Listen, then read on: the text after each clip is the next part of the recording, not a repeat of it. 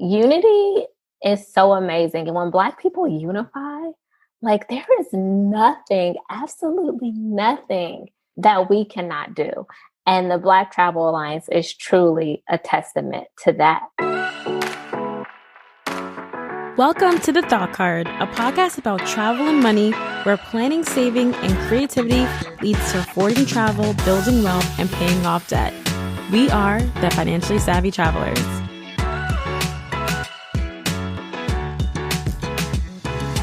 Hey, Financially Savvy Travelers. Welcome back to another episode of the Thought Card podcast. Today, we have three of the over a dozen founding members of the Black Travel Alliance.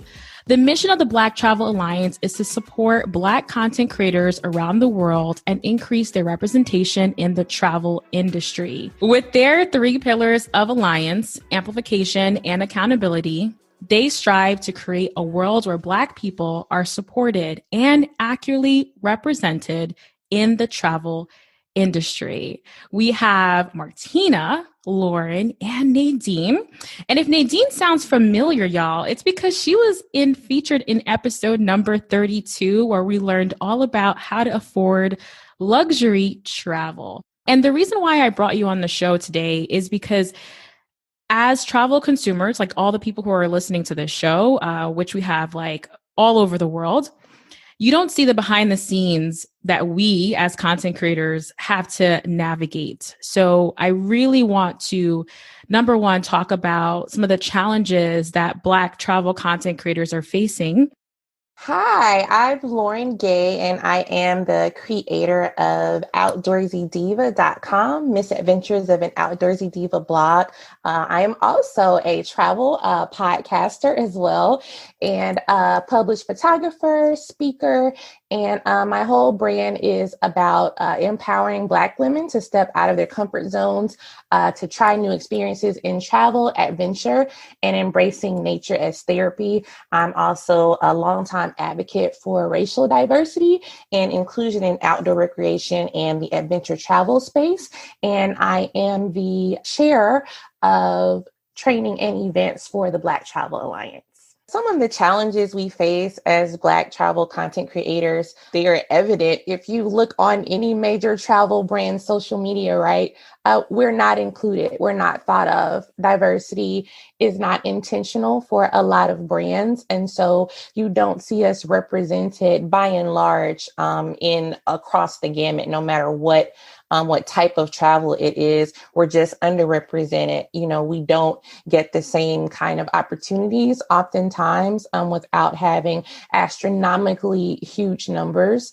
Oftentimes we're held to kind of a different standard, if you will, when it comes to expectations. We're not paid fairly or equitably across the spectrum. So Martina, can you share a little bit more about the inspiration for the formation of the Black Travel Alliance and also how many founding members there are? Sure. So my husband and I met on an airplane. Once we linked up, or a few years after we linked up, we started our blog and our Instagram account called That Couple Who Travels, where we really aim to provide people, especially couples, with the information and the inspiration they need to create memories all over the world. So we started having just a group of Black content creators, started having masterminds every Friday, and we would talk and brainstorm and uncover ways to best serve our audience. Well, George Floyd happened. And then we saw travel brands posting their Black squares, saying they supported Black Lives Matters. And so many of us knew that didn't seem true in action, because lots of people had pitched these brands and had been ignored or looked over. And so we knew, you're saying Black Lives Matter, but we can't tell. So we decided that we wanted to do something to hold brands accountable. And we also wanted to do something so that Black people are fairly represented in the travel industry. Literally, that call was on Friday. We said, this is what we're going to do. We had another call on Sunday. And my husband and another one of the people, they were building a website. Other people were looking up contacts. Like, we literally built this thing in a matter of weeks. So I'm super proud of all the work that the members have done. We launched with about 17 people, and we all worked together to build something really great. And what I love about your story is that you have grown so much in a short period of time. I blinked and you guys launched. I blinked and y'all like passed 10,000 people on Instagram, swipe up feature. I blinked and there were so many great features on notable publications, like really big brand publicity. So it was just really remarkable as someone who was on those Friday calls and just kind of like, oh, I'm just going to relax. And then it's already formed. So it's really, really amazing and incredible, incredible work. So can you share a little bit more about how difficult it was to get started with so many different founding members? How, for someone who's thinking about creating an organization, how with different members, how do you get organized and how do you really pull out like the strengths of different members and have them shine? I mean, now we're maybe experiencing some of our growing pains, but when we first started, we were just on fire, and it was just kind of like, oh, I'm good at this. I'll do this. I can handle that. And literally, we just all came together and did the thing. So I know that's probably not normal, but that's our truth. That is truly the reality of it, is that everyone contributed. They used their skill set. We said we needed this, and we're like, oh, I know how to do that. I can do that. And that's what it looked like. And so unity is so amazing. And when Black people unify, like there is nothing, absolutely nothing that we cannot do. And the Black Travel Alliance is truly a testament to that. And I will say now that we have grown and we are trying to grow and do some of the things that we set out to do, there's some challenges just because a lot of us, we're still managing our brands. We have full-time jobs, and then there's BTA. We have the skill set to do a lot of the things, but we don't have the time necessarily.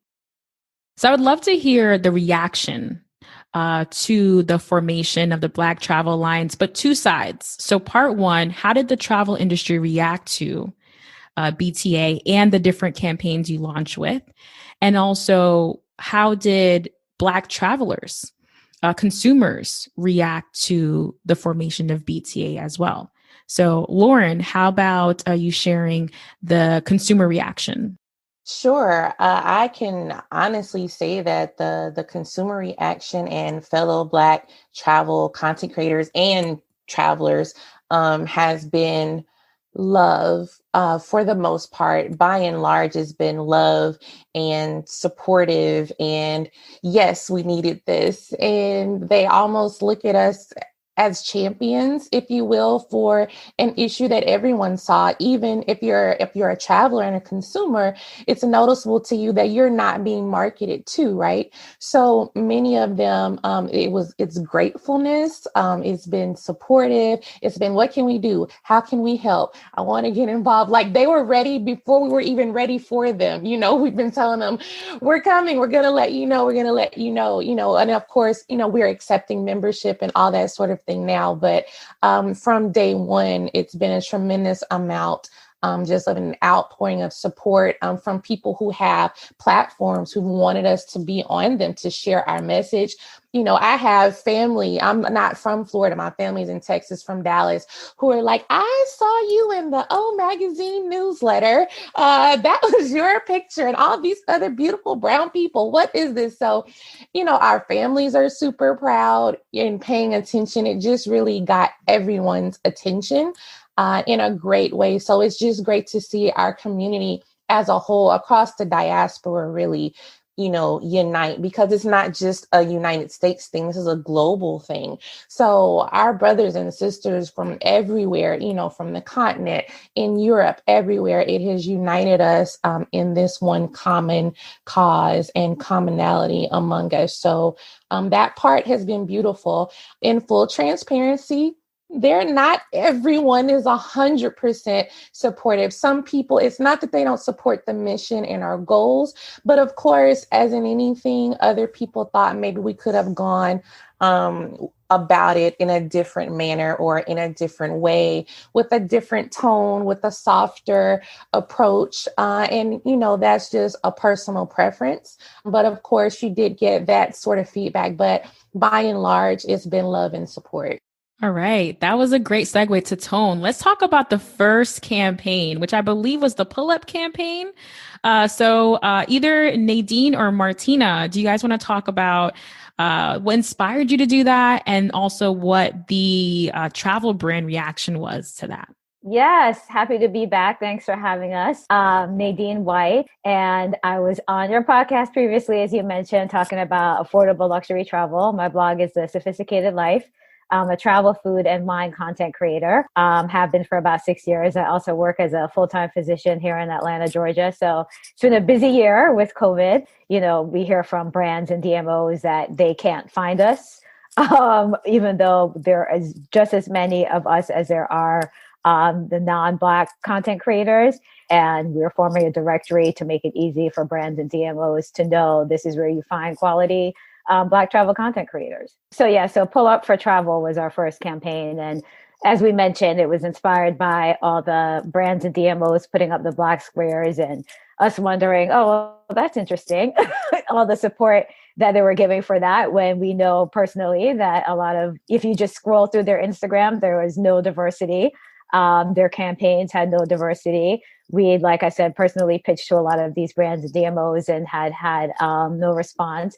So we basically decided to come out strong. That was our first campaign. And we said, okay, you had by June 19th, basically 3 days, you had 72 hours to produce to us and show us your KPIs in terms of key performance indicators as to how many Black, and some people reported more than Black, but we specifically wanted how many Black people were, employed. Did you use in sent to conferences? Did you use in your campaigns?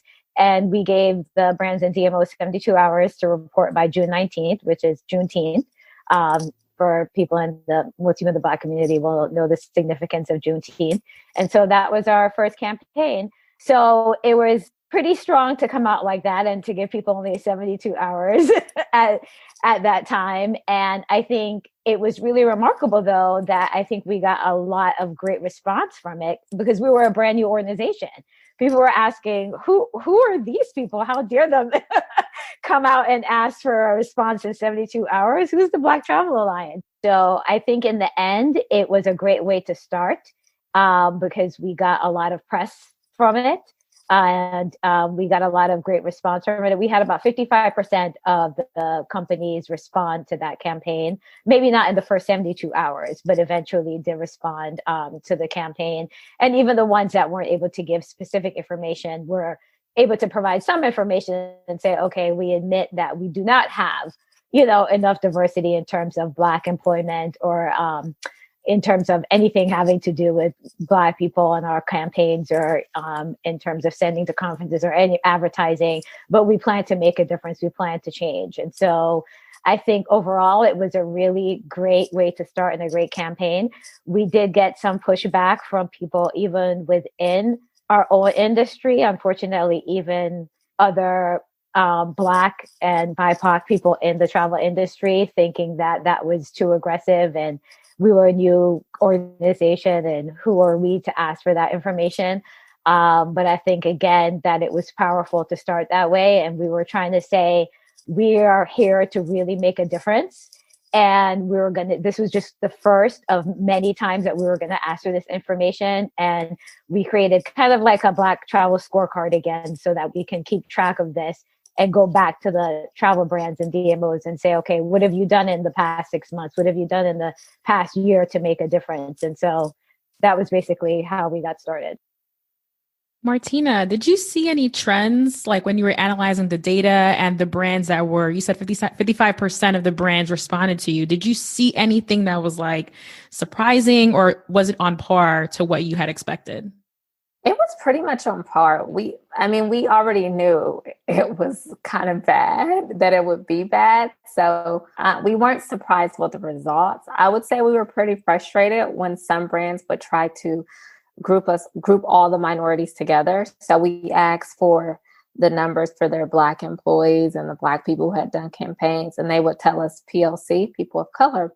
So I'd go back and I'd say, okay, thanks for providing this data. How many of these people were Black? And one brand said 0 of the percentage was Black. So I think we're a unique group of people, and no disrespect to anyone else. We all have our issues that we're fighting. And I think as one group wins, another one group will win too. It's just when Black people win, everyone wins. But you can't group us all in one group and say we all have the same issues or we're all being treated the exact same way. So that was pretty frustrating when people tried to mask their numbers with that PLC number. We just wanted the truth, honestly. We didn't want to call brands out for being terrible or anything like that. We just wanted the truth so we could address it and say, this is where you are now. When we follow up with you, let's be better. And that's all we want is improvement month over month, year over year. And we'll use those numbers when we come back to do our next report to see, has there been any movement from when they last reported? With this report, we did it in-house, but the next time we're partnering with a national research firm to do the pull-up for travel. So it's going to be super, super legit. And not only will they have us holding them accountable, but they'll have these research firms getting at them like, hey, we need your data. I think everything will be more unified the next time that we do it. Now, when you head over to blacktravelalliance.com, you have now a job section and events. So Martina, can you share a little bit more about the inspiration and I think for me, it's like anyone can go on this website and find information, find resources to learn and potentially get gigs and jobs. So can you share a little bit of inspiration about that? Sure. So a part of our mission is to provide value. And obviously jobs is something that we all want. And lots of brands reach out to us and they're asking us, hey, do you know anyone who can do this? Can you share this job? So they're literally coming to us for talent. And so the job board was a way for us to share those opportunities and get it out there. So I would love to go around the room before we wrap up this episode to share one or maybe a couple of things that you are really excited about and your ways that you're hoping to grow in the near future. So Nadine. I always say that I wish Black Travel Alliance was around when I first started blogging because I think we're creating such a great community for bloggers, whether you're new or you've been blogging for a few years. It'll be a great community for you to lean on, to learn from, to grow from in terms of your blog and your brand. So between the webinars and networking with other bloggers, we're working, as we mentioned, with brands and DMOs on press trips. So I definitely didn't go on press trips initially when I started blogging. I don't even think I knew what that was. So for us to be able to facilitate that and get Black travel content creators into campaigns for them to learn how to work with brands and DMOs will be great. So those are definitely some of the things that I'm excited about. Just the jobs and getting them paid opportunities will be awesome. Black people spend over $100 billion on travel every year. So we've been talking about this $63 billion for a while now, but we've done new research and it's over $100 billion. A report will be coming out on Thursday that you can buy that outlines so much about the Black traveler. And this is important because we can really prove our value even more. So yes, you should hire Black creators to tell Black stories because you have Black travelers going there. Yes, it's the right thing to do, but also it makes business sense. So we're not asking for a favor. Like, this is the data. Do yourself a favor and hire Black travel content creators. So super excited about the data. I'm also very, very excited about the membership directory that we're building. Both Lauren and Nadine referenced it. So we're going to have a database of Black travel content creators, everyone who agrees to be in it and who we reach out to. So literally when a brand, they're like, oh, I want to work with someone in luxury. I want to work with someone in the outdoor space. They go to this directory, they put in their criteria, and those creators will pop up. And I'm just so excited for the industry to really stand up and give us the respect that we deserve. Excellent. I will absolutely have all of the links in the show notes. So definitely head to the show notes after listening to this episode. Thank you all for coming. I wish you so much success, and I cannot wait to see what you all come up with in the future. So thanks again.